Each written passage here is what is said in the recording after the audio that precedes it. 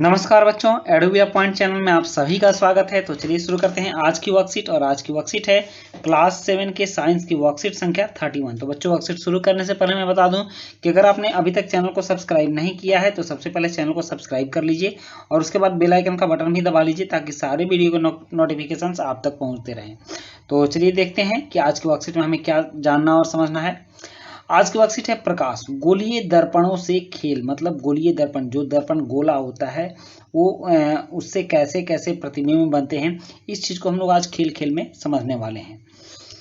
क्या आपने कभी स्टेनलेस स्टील की नई प्लेट या चम्मच में अपना प्रतिबिंब देखा है? यदि नहीं तो आज ही रसोई में जाइए और अपने प्रेक्षण कीजिए। मतलब चम्मच में अपने प्रतिबिंब देखिए, और या तो आप स्टील की प्लेट में देखिए या चम्मच में देखिए, और कैसी प्रतिबिंब बनती है इस चीज़ को जरूर बताइएगा। यदि हाँ तो समय है एक बार फिर से देखने का। आप देखिए और प्रेक्षण कीजिए कि चम्मच में आपकी तस्वीर कैसी बनती है। चम्मच का चमकदार वक्रित सतह पर दर्पण की तरह कार्य करती है। चम्मच का जो चमकदार वक्रित सतह होता है एक दर्पण की तरह कार्य करती है, जैसे आप चम्मच देख रहे हैं, और यह आईने की तरह कार्य करती है। इसमें आपका प्रतिबिंब दिखता है। गोलीय दर्पण वक्रित दर्पण का सबसे अधिक सामान्य उदाहरण है। और गोलीय दर्पण जो होता है या वक्रित दर्पण मतलब टेढ़े दर्पण, टेढ़ा आईना का सबसे सामान्य उदाहरण है। गोलीय दर्पण के प्रकार की अगर बात करें तो गोलीय दर्पण दो प्रकार का होता है।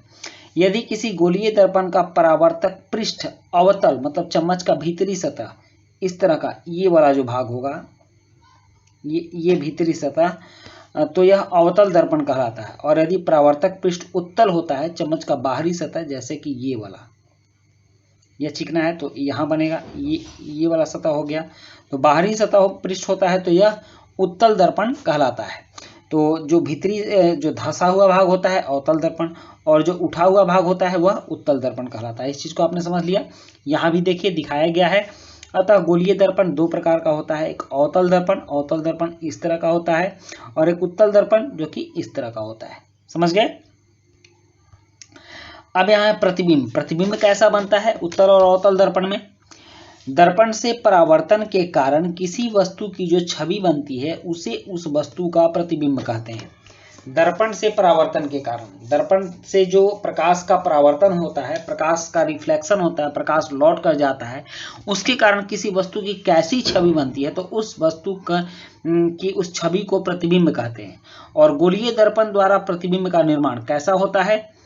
पर्दे पर पड़ने वाले प्रतिबिंब को वास्तविक प्रतिबिंब कहा जाता है। अगर कोई प्रतिबिंब पर्दे पर बन जाता है तो उसको वास्तविक प्रतिबिंब कहते हैं। समतल दर्पण द्वारा बने प्रतिबिंब को पर्दे पर प्राप्त नहीं किया जा सकता है। इस प्रकार का प्रतिबिंब आभासी प्रतिबिंब कहलाता है। मतलब कि जो प्रतिबिंब पर्दे पर प्राप्त नहीं किया जा सकता है उसको आभासी प्रतिबिंब कहते हैं, और जो प्रतिबिंब पर्दे पर प्राप्त किया जा सकता है उसको वास्तविक प्रतिबिंब कहते हैं। अवतल दर्पण द्वारा बना प्रतिबिंब आकार में वस्तु से छोटा या बड़ा हो सकता है। देखिए अवतल दर्पण मतलब कि जो इस तरह के दर्पण में जो प्रतिबिंब बनता है उस आकार में छोटा भी हो सकता है और बड़ा भी हो सकता है।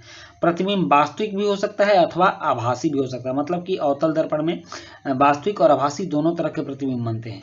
जबकि उत्तल दर्पण की बात करें तो उत्तल दर्पण किसी वस्तु का आभासी और सीधा प्रतिबिंब बनाता है। उत्तल दर्पण आभासी बनाता है और सीधा बनाता है।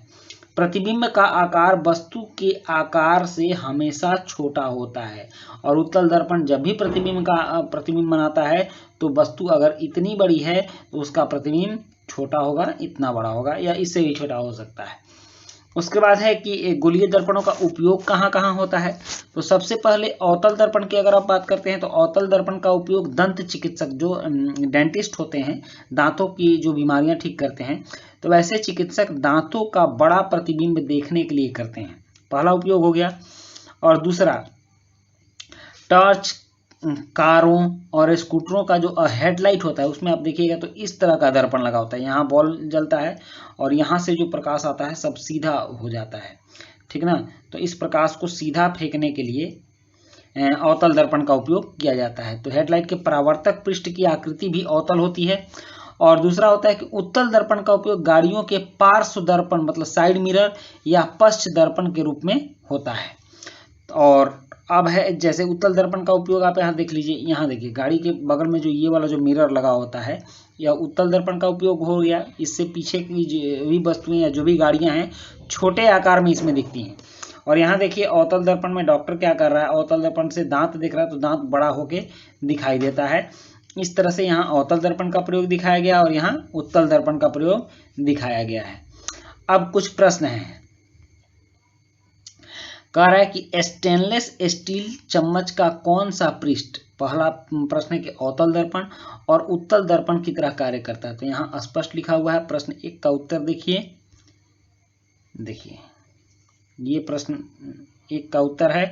और चम्मच का भीतरी पृष्ठ अवतल दर्पण और चम्मच का बाहरी पृष्ठ उत्तल दर्पण का कार्य करता है। प्रश्न 1 का उत्तर हो गया। और उसके बाद है प्रश्न 2 कि किसी उत्तल दर्पण द्वारा बने प्रतिबिंब की 2 विशेषताएं लिखिए। तो उत्तल दर्पण द्वारा बने प्रतिबिंब की विशेषताएं, तो यहाँ देखिए आपके दूसरे प्रश्न का उत्तर दिया गया है। पहली विशेषता है कि उत्तल दर्पण किसी वस्तु का आभासी और सीधा प्रतिबिंब बनाता है। और दूसरी विशेषता होगी कि प्रतिबिंब का आकार वस्तु के आकार से हमेशा छोटा होता है। तो इन दोनों बातों को 1 और 2 करके लिख दीजिएगा, हो जाएगा। उसके बाद प्रश्न 3 है कि अवतल दर्पण के कोई 2 उपयोग लिखिए। तो अवतल दर्पण के उपयोग यहाँ देखिए, यहाँ 2 उपयोग दिया गया है। पहला उपयोग कि अवतल दर्पण का उपयोग दंत चिकित्सक दांतों का प्रतिबिंब, बड़ा प्रतिबिंब देखने के लिए करते हैं। और दूसरा उपयोग हो जाएगा कि टॉर्च, यहाँ से पहला हो जाएगा और दूसरा उपयोग हो जाएगा कि टॉर्च, कारों और स्कूटरों के अग्रदीप मतलब हेडलाइट के परावर्तक पृष्ठ की आकृति में भी इसका उपयोग होता है। तो यह प्रश्न 3 का उत्तर हो जाएगा। तो इस तरह से बहुत ही आसानी से हम लोगों ने इसका उत्तर भी कर लिया। तो बच्चों ये थी आपकी आज की वर्कशीट संख्या 31 साइंस की। इसी के साथ ये वीडियो समाप्त होती है। वीडियो अच्छी लगी हो तो लाइक, सब्सक्राइब, कमेंट जरूर कीजिएगा। मिलते हैं नेक्स्ट वीडियो में। Thank you.